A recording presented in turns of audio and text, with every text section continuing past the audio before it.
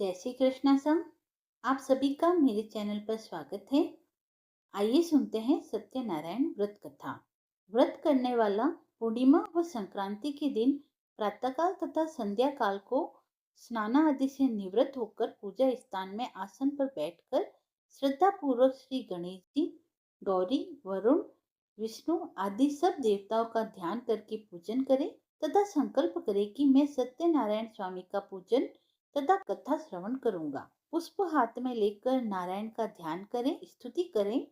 हे भगवान, मैंने श्रद्धा पूर्वक फल, जल आदि सब सामग्रियां आपको अर्पण की है। आप इसे स्वीकार करें। मेरा आपको बारंबार नमस्कार है। इसके बाद सत्यनारायण भगवान की कथा को पढ़ना चाहिए या सुनना चाहिए। तो आइए प्रारंभ करते हैं सत्यनारायण व्रत कथा। अध्याय एक समय नैमिषारण्य तीर्थ में सोनका आदि 88,000 ऋषियों ने श्री सूत जी से कहा, हे प्रभु, इस कलयुग में वेद विद्या रहित मनुष्य को प्रभु भक्ति किस प्रकार मिलेगी तथा उसका उद्धार कैसे होगा।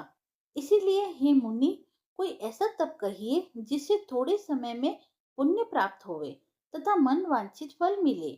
वह कथा सुनने की हमारी इच्छा है। सर्वशास्त्र ज्ञाता श्री सूत जी बोले, हे वैष्णवों में पूज्य, आप सब ने प्राणियों के हित की बात पूछी है। अब मैं उस श्रेष्ठ व्रत को आप लोगों से कहूंगा जिस व्रत को नारद जी ने लक्ष्मी नारायण से पूछा था और लक्ष्मीपति ने मुनि श्रेष्ठ नारद जी से कहा। सो ध्यान से सुनो। एक समय योगीराज नारद जी दूसरों के हित की इच्छा से अनेक लोकों में घूमते हुए मृत्यु लोक में आ पहुंचे। यहाँ अनेक योनियों में जन्मे हुए प्राय सभी मनुष्यों को अपने कर्मों द्वारा अनेकों दुखों से पीड़ित देखकर सोचा, किस यत्न के करने से निश्चय ही प्राणियों के दुखों का नाश हो सकेगा। ऐसा मन में सोचकर विष्णु लोक को गए। वहां श्वेत वर्ण और 4 भुजाओं वाले देवों के ईश नारायण को देखकर, जिनके हाथों में शंख, चक्र, गदा और पद्म थे तथा वरमाला पहने हुए थे, स्तुति करने लगे। हे भगवान, आप अत्यंत शक्ति से संपन्न हैं। मन तथा वाणी भी आपको नहीं पा सकती। आपका आदि मध्य अंत नहीं है। निर्गुण स्वरूप सृष्टि के आदि भूत व भक्तों के दुखों को नष्ट करने वाले हैं आप। आपको मैं नमस्कार करता हूँ। नारद जी के इस प्रकार की स्तुति सुनकर विष्णु भगवान बोले, हे मुनि श्रेष्ठ, आपके मन में क्या है? आपका किस काम के लिए आगमन हुआ है? निसंकोच कहिए। तब नारद मुनि बोले, मृत्यु लोक में सब मनुष्य जो अनेक योनियों में पैदा हुए हैं, अपने अपने कर्मों द्वारा अपने अपने प्रकार के दुखों से दुखी हो रहे हैं। हे नाथ, मुझ पर दया रखते हो तो बतलाइए कि उन मनुष्यों के सब दुख थोड़े से ही प्रयत्नों से कैसे दूर हो सकते हैं। श्री भगवान जी बोले, हे नारद, मनुष्यों की भलाई के लिए तुमने बहुत ही अच्छी बात पूछी है। जिस काम के करने से मनुष्य मोह से छूट जाता है, वह मैं तुम्हें कहता हूँ, सुनो। बहुत पुण्य देने वाला स्वर्ग तथा मृत्यु लोक दोनों में दुर्लभ एक उत्तम व्रत है। आज मैं प्रेमवश होकर तुमसे कहता हूँ। सत्यनारायण का यह व्रत अच्छी तरह विधि पूर्वक करके मनुष्य आयु पर्यंत यहाँ सुख भोग कर मरने पर मोक्ष को प्राप्त करता है। श्री भगवान के वचन सुनकर नारद मुनि बोले कि उस व्रत का फल क्या है, क्या विधान है और किसने यह व्रत किया है और किस दिन यह व्रत करना चाहिए, विस्तार से कहिए। भगवान बोले, दुख शोक आदि को दूर करने वाला, धन धान्य को बढ़ाने वाला, सौभाग्य तथा संतान को देने वाला यह व्रत सब स्थानों पर विजय करने वाला है। भक्ति संतान को देने वाला यह व्रत सब स्थानों पर विजय करने वाला है। भक्ति और श्रद्धा के साथ किसी भी दिन मनुष्य श्री सत्यनारायण की प्रातः काल के समय ब्राह्मणों और बंधुओं के साथ धर्मपरायण होकर पूजा करे। भक्ति भाव से नैवेद्य, केले का फल, घी, दूध और गेहूं का चूर्ण सवाया लेवे। गेहूं के अभाव में साठी का चूर्ण, शक्कर अथवा गुड़ ले तथा सब भक्षण योग्य पदार्थ जमा करा के भगवान को अर्पण कर देवे तथा बंधुओं सहित ब्राह्मणों को भोजन करावे। पश्चात स्वयं भोजन करे। नृत्य गीत आदि का आचरण कर सत्यनारायण भगवान का स्मरण करते हुए समय व्यतीत करे। इस तरह व्रत करने पर मनुष्य की इच्छा निश्चय ही पूरी होती है। विशेषकर कली काल में भूमि पर यही मोक्ष का सरल उपाय है। दूसरा अध्याय। सूत जी बोले, हे ऋषियों, जिसने पहले समय में इस व्रत को किया है, उसका इतिहास कहता हूँ। ध्यान से सुनो। सुंदर काशीपुरी नगरी में एक अत्यंत निर्धर ब्राह्मण रहता था। वह भूख और प्यास से बेचैन हुआ नित्य पृथ्वी पर घूमता था। ब्राह्मणों से प्रेम करने वाले भगवान ने ब्राह्मण को दुखी देखकर बूढ़े ब्राह्मण का रूप धारण कर उसके पास जा आदर से पूछा, हे विप्र, नित्य दुखी हुआ पृथ्वी पर क्यों घूमता है? श्रेष्ठ ब्राह्मण, यह सब मुझसे कहो, मैं सुनना चाहता हूँ। ब्राह्मण बोला, मैं निर्धन ब्राह्मण हूँ, भिक्षा के लिए पृथ्वी पर फिरता हूँ। हे भगवान, यदि आप इसका उपाय जानते हो तो कृपा कर कहिए।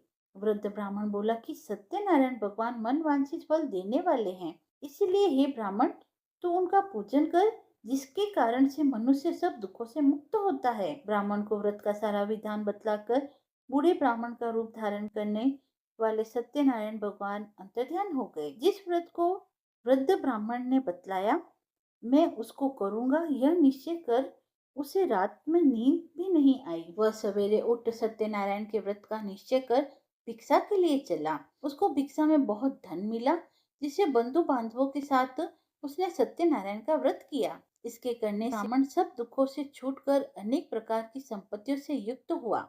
उस समय से वह ब्राह्मण हर मास व्रत करने लगा। इस तरह सत्यनारायण भगवान के व्रत को जो करेगा, वह मनुष्य सब दुखों से छूट जाएगा। इस तरह नारद जी से नारायण का कहा हुआ यह व्रत मैंने तुमसे कहा।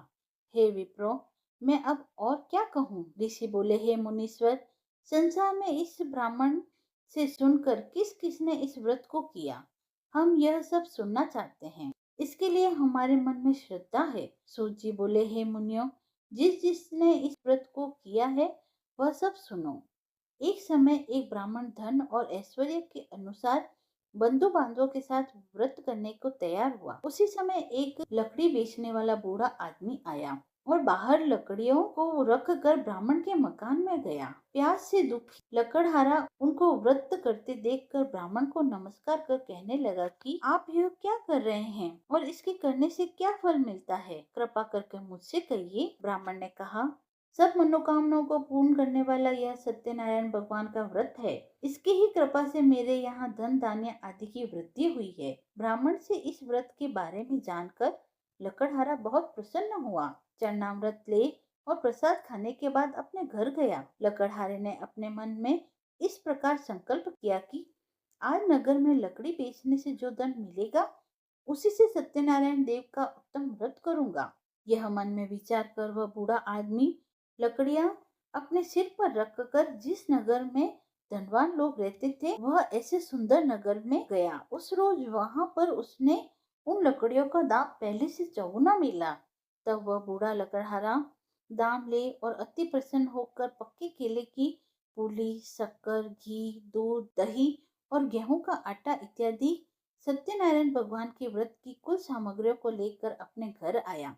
फिर उसने अपने भाइयों को बुलाकर विधि के साथ भगवान का पूजन और व्रत किया। उस व्रत के प्रभाव से वह बूढ़ा लकड़हारा धन, पुत्र आदि से युक्त हुआ और संसार के समस्त सुख भोग कर वैकुंठ को गया। तीसरा अध्याय। सूत जी बोले, हे श्रेष्ठ मुनियों, अब आगे की कथा कहता हूँ, सुनो। पहले समय में उल्कामुख नाम का एक बुद्धिमान राजा था। वह सत्यवक्ता और जितेंद्रिय था। प्रतिदिन देव स्थानों पर जाता तथा गरीबों को धन देकर उनके कष्ट दूर करता था। उसकी पत्नी कमल के समान मुखवाली और सती साध्वी थी। भद्रशिला नदी के तट पर उन दोनों ने श्री सत्यनारायण का व्रत किया। उस समय में वहाँ एक साधु वैश्य आया। उसके पास व्यापार के लिए बहुत सा धन था। वह नाव को किनारे पर ठहरा कर राजा के पास आ गया और राजा को व्रत करते हुए देखकर विनय के साथ पूछने लगा, हे राजन, भक्ति युक्त चित्त से यह आप क्या कर रहे हैं?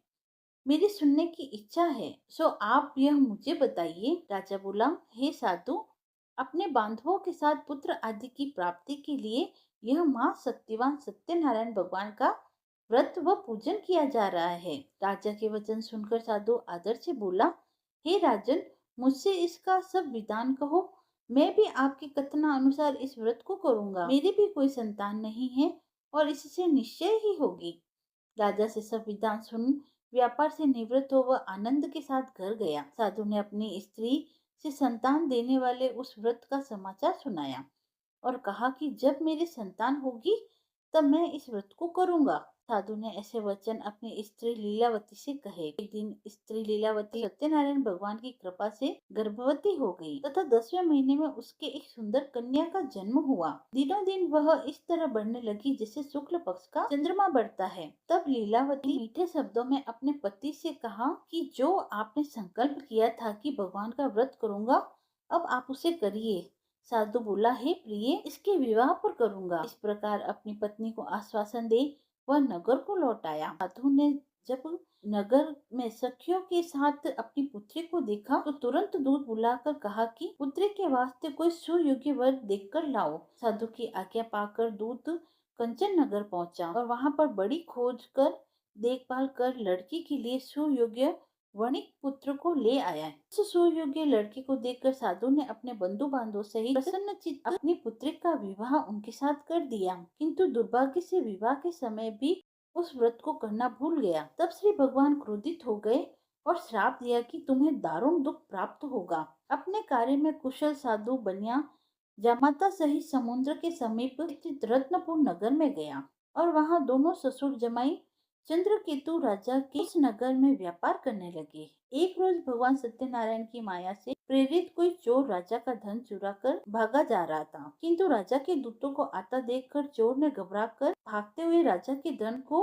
वहीं चुपचाप रख दिया जहाँ वो ससुर जमाई ठहरे हुए थे। जब दूतों ने उस साधु वैश्य के पास राजा के धन को रखा देखा तो वे दोनों को बांध कर ले गए। दौड़ते हुए राजा के समीप जाकर बोले, यह दो चोर हम पकड़ कर लाए हैं, कृपया आज्ञा दें।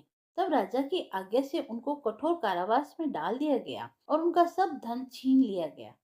सत्यनारायण भगवान के श्राप द्वारा उनकी पत्नी भी घर पर बहुत दुखी हुई और घर पर जो धन रखा था चोर उसे चुरा कर ले गई। शारीरिक व मानसिक पीड़ा तथा भूख प्यास से अति दुखित हो अन्न की चिंता में कलावती एक ब्राह्मण के घर गई। वहां उसने सत्यनारायण भगवान का व्रत होते देख फिर कथा सुनी तथा प्रसाद ग्रहण कर रात को घर आई। माता ने कलावती से कहा, हे पुत्री, अब तक कहाँ रही, वह तेरे मन में क्या है? कलावती बोली, हे माता, एक ब्राह्मण के घर से सत्यनारायण भगवान का व्रत देखा है। कन्या के वचन सुनकर लीलावती भगवान के पूजन की तैयारी करने लगी। लीलावती ने परिवार और बंधुओं सहित श्री सत्यनारायण भगवान का पूजन किया और वर मांगा कि मेरे पति और दामाद शीघ्र आ जावे। साथ ही प्रार्थना की कि हम सबका अपराध क्षमा करो। सत्यनारायण भगवान इस व्रत से संतुष्ट हो गए और राजा चंद्रकेतु को स्वप्न में दर्शन देकर कहा, हे राजन, दोनों वैश्यों को प्रातः काल में ही छोड़ दो और उनका सब धन दो, नहीं तो मैं तुम्हारा धन, राज्य, पुत्र आदि सब नष्ट कर दूंगा। राजा से ऐसे वचन कहकर भगवान अंतर्ध्यान हो गए। प्रातःकाल राजा चंद्रकेतु ने सभा में अपना स्वप्न सुनाया, फिर दोनों वर्ण कैद से मुक्त कर सभा में बुलाया। दोनों ने आते ही राजा को नमस्कार किया।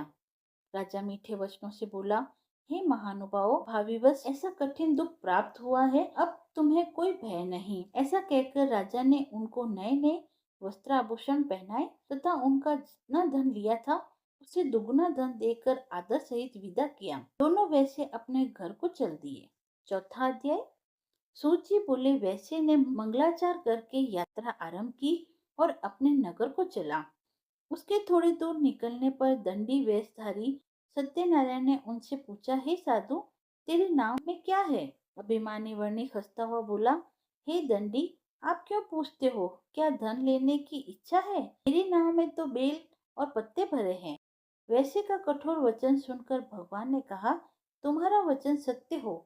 दंडी ऐसा कहकर वहां से दूर चले गए और कुछ दूर जाकर समुद्र के किनारे बैठ गए।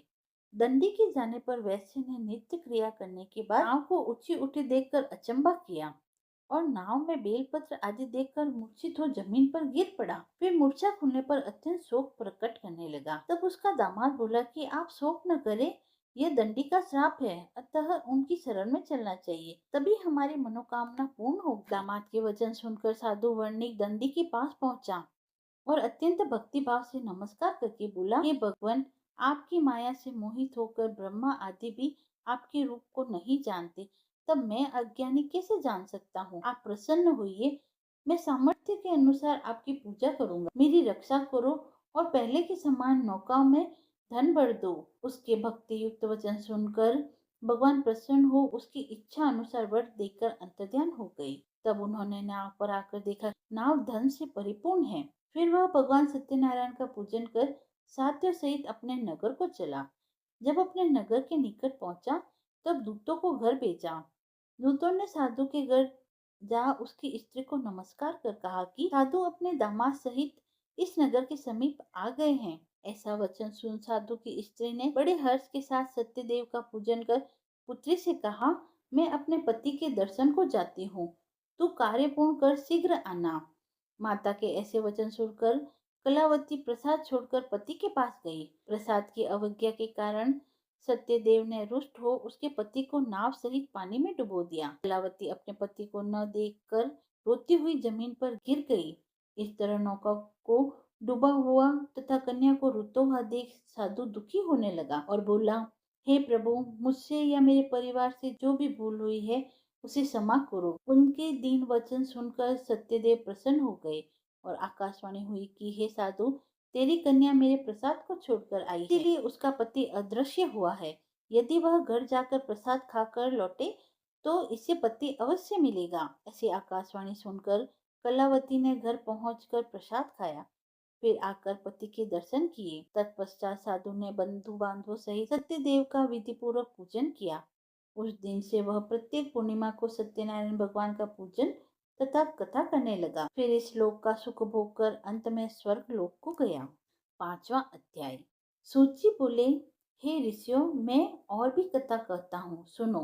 प्रजा पालन में लीन तुंगध्वज नाम का एक राजा था। उसने भी भगवान का प्रसाद त्याग कर बहुत दुख पाया। एक समय वन में जाकर वन्य पशुओं को मारकर बड़ के नीचे आया।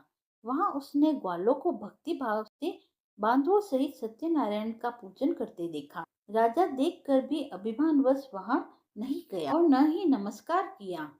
जब ग्वालों ने भगवान का प्रसाद उसके सामने रखा तो वह प्रसाद को त्याग कर अपनी सुंदर नगरी को चला। वहीं उसने अपना सब कुछ नष्ट पाया तो वह जान गया कि यह सब भगवान ने ही किया है। तब वह विश्वास कर ग्वालों के समीप गया और विधि पूर्वक पूजन कर प्रसाद खाया तो सत्यदेव की कृपा से पहले जैसा था वैसा ही हो गया। फिर दीर्घ काल तक सुख भोग कर मरने पर स्वर्ग लोक को गया। जो मनुष्य इस परम दुर्लभ व्रत को करेगा, भगवान की कृपा से उसे धन धान्य की प्राप्ति होती है तथा सब मनोरथ पूर्ण होकर अंत में वो वैकुंठ धाम को जाता है। जिन्होंने पहले इस व्रत को किया, अब उनके दूसरे जन्म की कथा कहता हूँ। वृद्ध सदानंद ब्राह्मण ने सुदामा का जन्म लेकर मोक्ष को पाया। उल्कामुख नाम का राजा दशरथ होकर वैकुंठ को प्राप्त हुआ। साधु नाम के वैश्य ने मोर ध्वज बनकर अपने पुत्र को आरे से चीर कर मोक्ष को प्राप्त किया। महाराज तुंगध्वज ने स्वयंभू होकर भगवान में भक्ति युक्त कर्म कर मोक्ष को प्राप्त किया। इति श्री सत्यनारायण व्रत कथायाम संपूर्णम। बोलिए सत्यनारायण भगवान की जय। सत्यनारायण भगवान की कथा समाप्त हुई। यदि आपको वीडियो पसंद आया हो तो आप मेरे चैनल को लाइक शेयर एंड सब्सक्राइब करें। धन्यवाद।